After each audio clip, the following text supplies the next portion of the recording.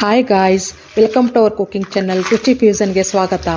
ಇವತ್ತು ನಾನು ರಾಜ್ಮಾ ಕರಿ ಅಥವಾ ಕಿಡ್ನಿ ಬೀನ್ಸ್ ಅಂತ ಏನು ಕರೀತಾರೆ ಅದನ್ನು ಮಾಡಿ ತೋರಿಸುತ್ತಿದ್ದೇನೆ. 5 ರಿಂದ 6 ಗಂಟೆ ರಾಜ್ಮಾವನ್ನು ನೀರಿನಲ್ಲಿ ನೆನೆಸಿದ ನಂತರ ಕುಕ್ಕರ್ನಲ್ಲಿ ಉಪ್ಪು ಹಾಕಿ 6 ರಿಂದ 7 ವಿಷಲ್ ಬರಿಸಬೇಕು. ಬೆಂದ ನಂತರ ಅದು ಈ ರೀತಿ ಹದವಾಗಿ ಬೇಯುತ್ತದೆ. ನಂತರ ಅದಕ್ಕೆ ಬೇಕಾಗುವ ಸಾಮಗ್ರಿಗಳು: ಬಾಣಲೆಗೆ ಎಣ್ಣೆ ಹಾಕಿ, ಎಣ್ಣೆ ಅಥವಾ ತುಪ್ಪ ಎರಡನ್ನೂ ಬಳಸಬಹುದು.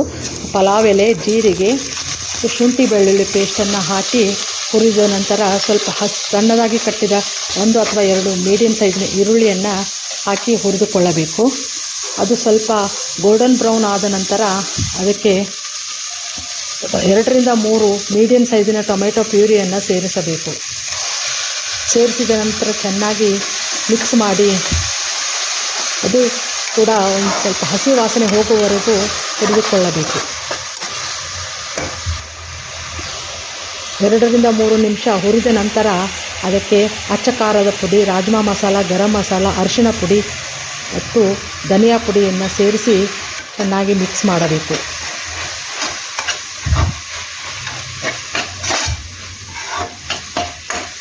ಒಂದು ಅಥವಾ 2 ನಿಮಿಷಗಳ ಕಾಲ ಹುರಿದ ನಂತರ ರುಚಿಗೆ ತಕ್ಕಷ್ಟು ಉಪ್ಪನ್ನು ಕೂಡ ಸೇರಿಸಬೇಕು. ರಾಜ್ಮಾ ಬೇಯಿಸುವಾಗ ಸ್ವಲ್ಪ ಉಪ್ಪನ್ನು ಹಾಕಿರುತ್ತೇವೆ, ನೋಡಿಕೊಂಡು ಉಪ್ಪು ಬೇರಿಸಬೇಕು.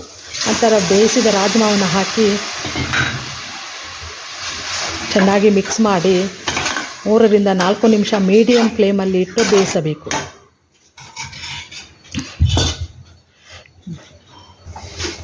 2 ರಿಂದ 3 ನಿಮಿಷ ಚೆನ್ನಾಗಿ ಬೆಂದ ನಂತರ ಅದಕ್ಕೆ ಸ್ವಲ್ಪ ತುಪ್ಪವನ್ನು ಬೆರೆಸಬಹುದು. ನಿಮಗೆ ಇಷ್ಟಪಟ್ಟರೆ ತುಪ್ಪ ಅಥವಾ ಬೆಣ್ಣೆಯನ್ನು ಹಾಕಿಕೊಂಡು ತಿಂದರೆ ಇನ್ನೂ ರುಚಿ ಹೆಚ್ಚು ಚೆನ್ನಾಗಿರುತ್ತೆ.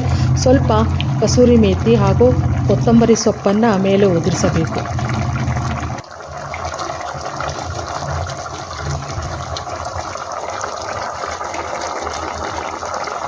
ಉದುರಿಸಿದ ನಂತರ 2 ರಿಂದ 3 ನಿಮಿಷ ಸಣ್ಣ ಉರಿಯಲ್ಲಿ ಬೇಯಿಸಿ ಇದು ರಾಜ್ಮಾ ಕರಿ ಸಿದ್ಧವಾಗುತ್ತದೆ.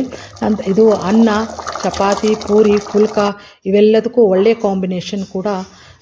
ಇದನ್ನು ನಾನು ಡಿನ್ನರ್ಗೆ ಅನ್ನದ ಜೊತೆ ಮಾಡಿರುತ್ತೇನೆ. ಫ್ರೆಂಡ್ಸ್, ನೀವು ಒಮ್ಮೆ ಟ್ರೈ ಮಾಡಿ ನೋಡಿ. ಇದು ರೆಸಿಪಿ ಇಷ್ಟ ಆಗಿದ್ದರೆ ನನ್ನ ರುಚಿ ಫ್ಯೂಷನ್ಗೆ ಲೈಕ್ ಮಾಡಿ, ಶೇರ್ ಮಾಡಿ ಆ್ಯಂಡ್ ಸಬ್ಸ್ಕ್ರೈಬ್ ಮಾಡಿ. Thank you for watching.